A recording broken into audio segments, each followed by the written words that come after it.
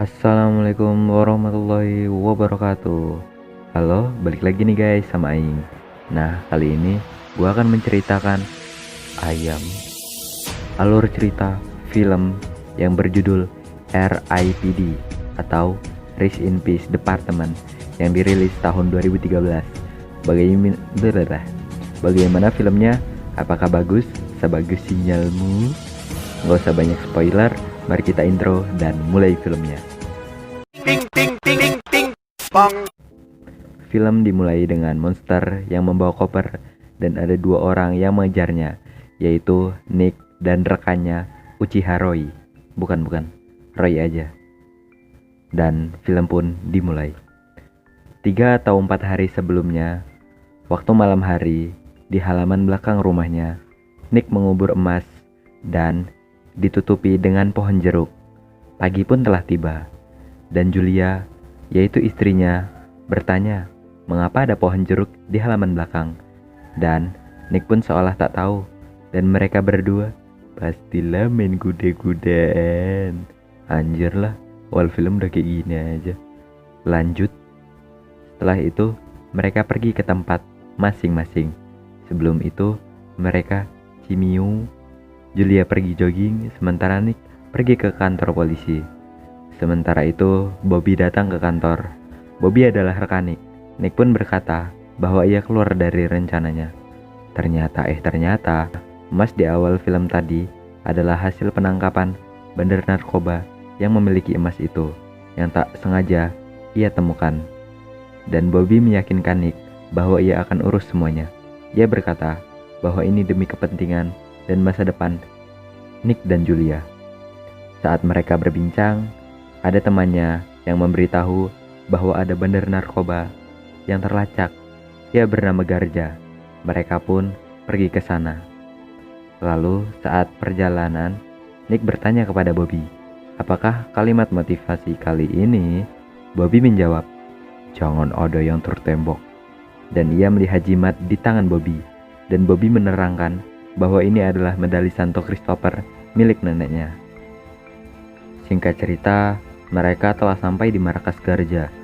Lalu mereka menyerbu markas Garja dengan diiringi musik musik jazz.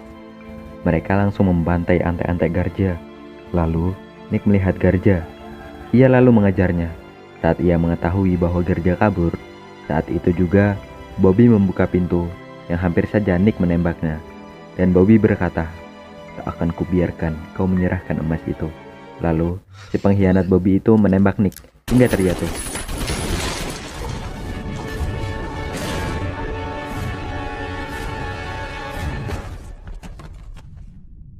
Lalu Nick membuka matanya, tetapi di tempat itu semuanya berhenti bergerak kecuali Nick.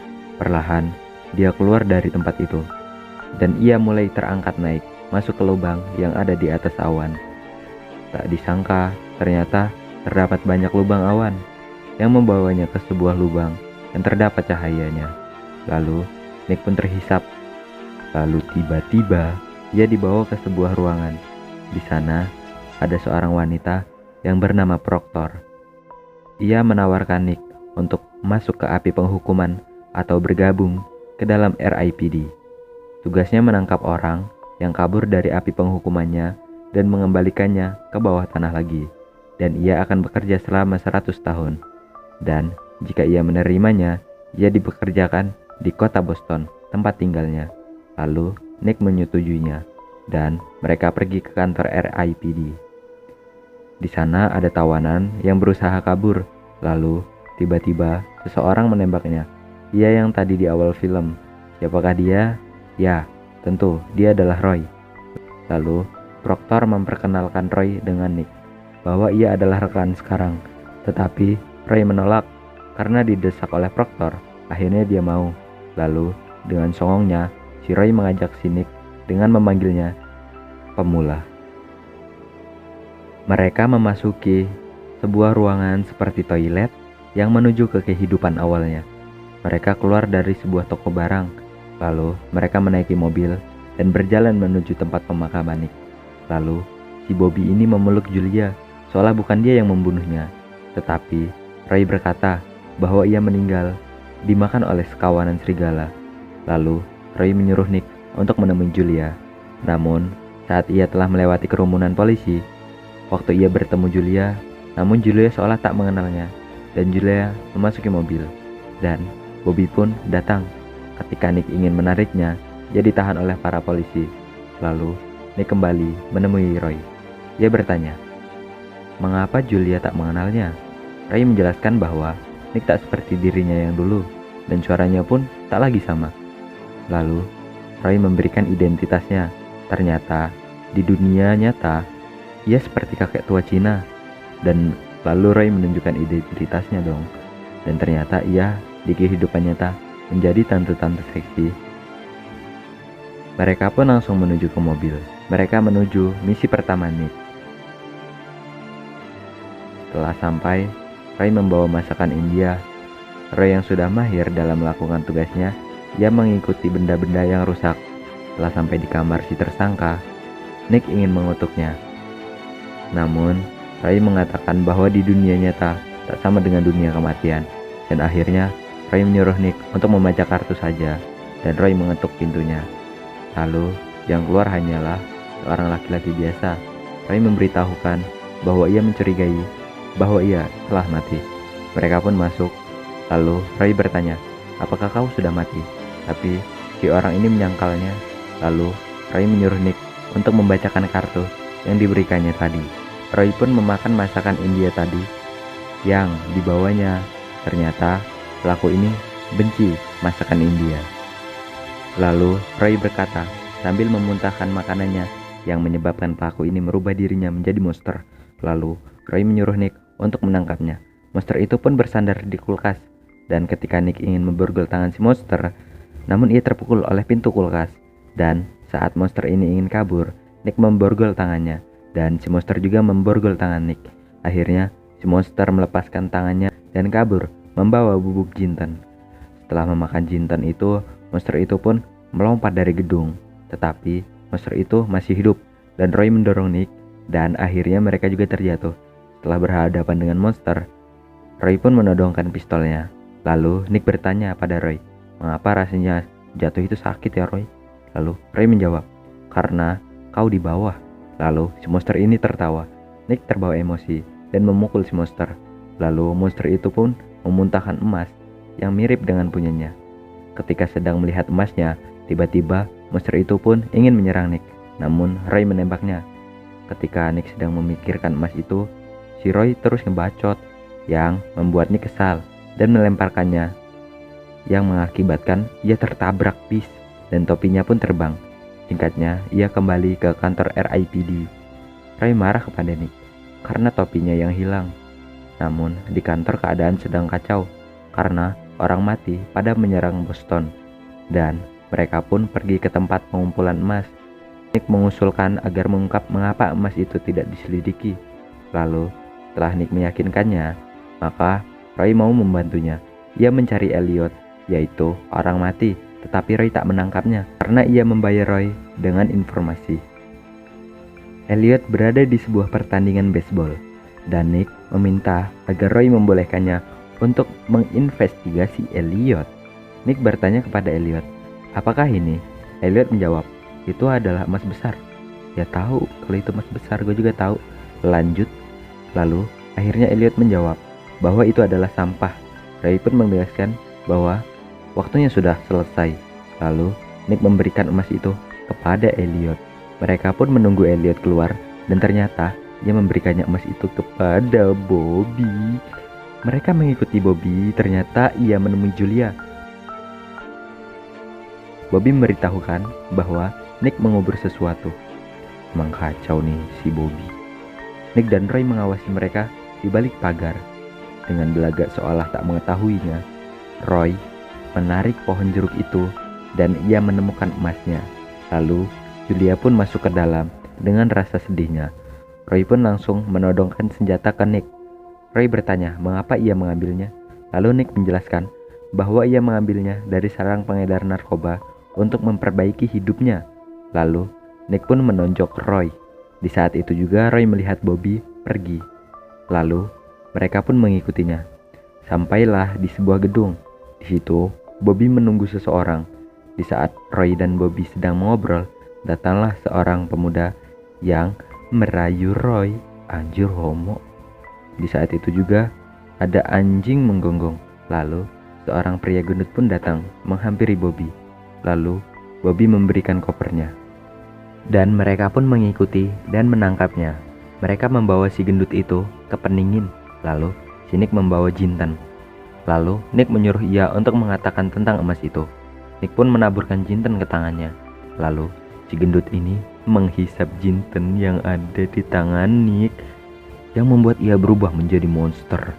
Lalu monster ini pun kabur. Mereka pun mengejarnya. Singkatnya, monster itu memasuki gedung yang diikuti oleh Roy. Monster itu lompat dari lubang lift, dan Nick pun yang berada di bawah menaiki lift itu, yang mengakibatkan mereka terlampar ke atas gedung.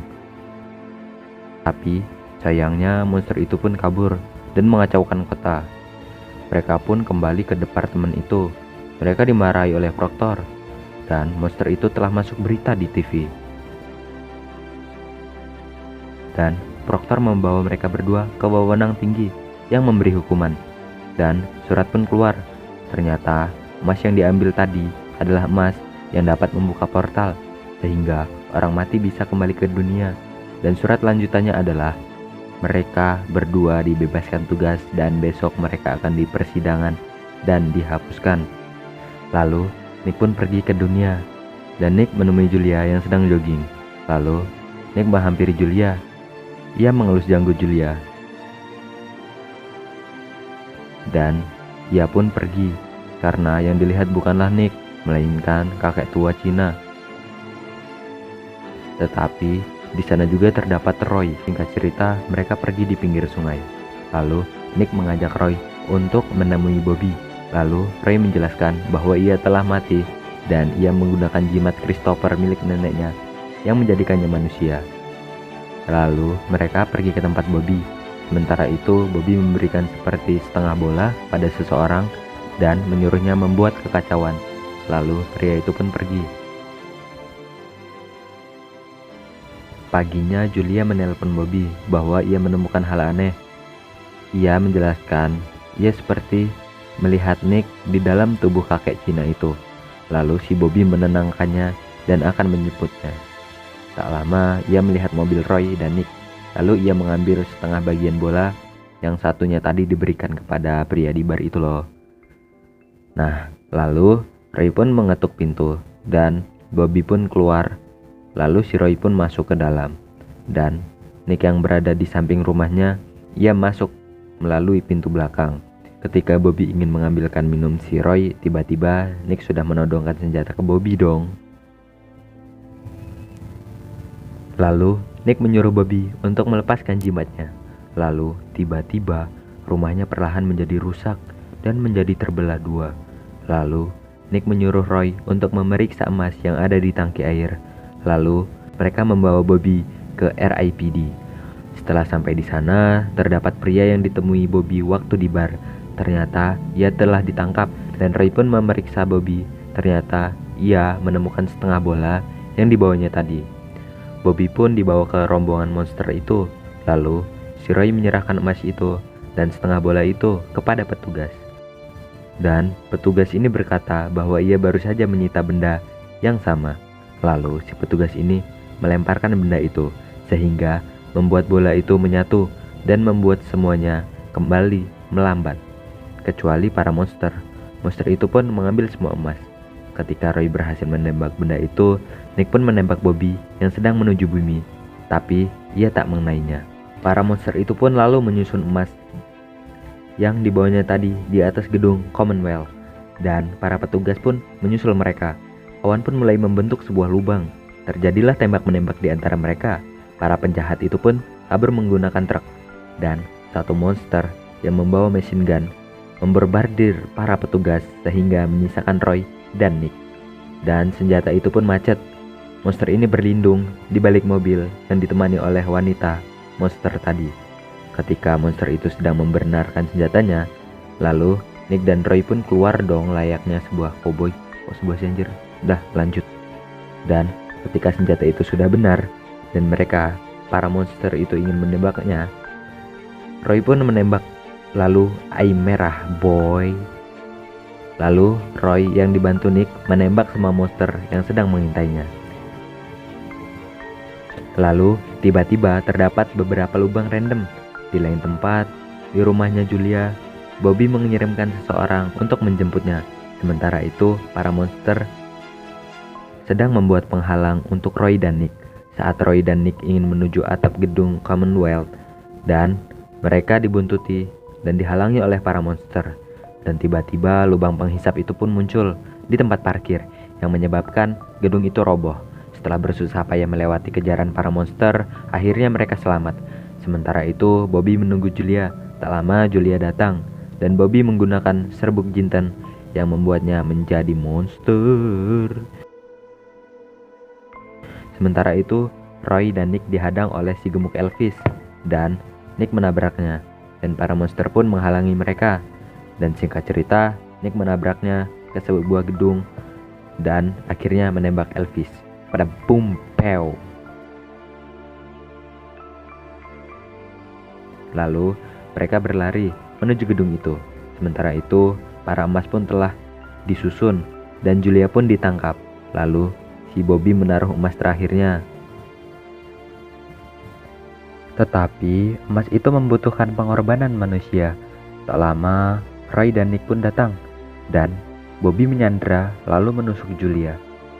Lalu Nick menembak Bobby, tapi Bobby ini menarik monster lain sehingga yang terkena peluru adalah monster itu. Terjadilah tembak-menembak antara monster dan Nick serta Roy.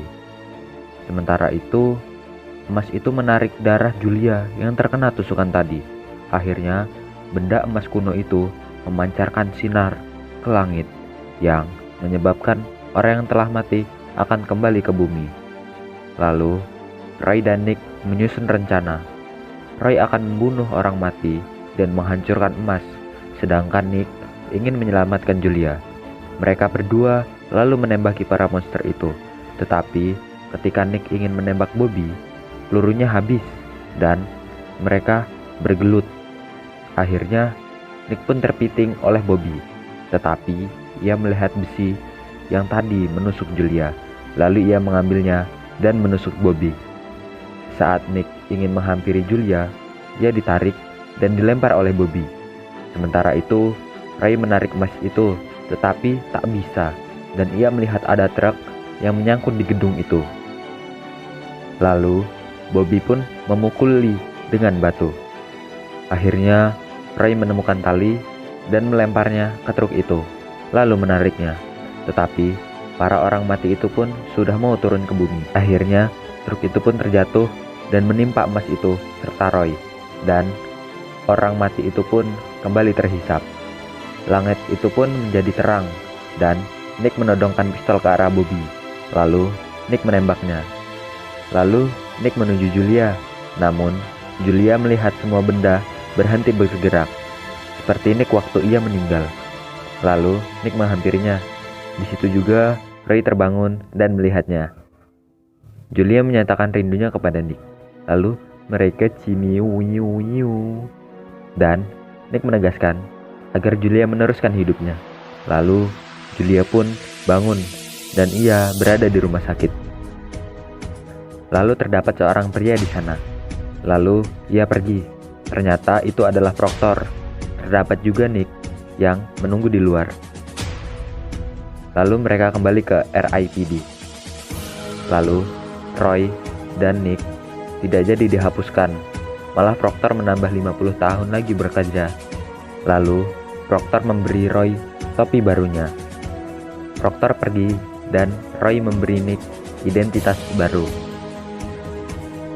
Lalu mereka menaiki mobil.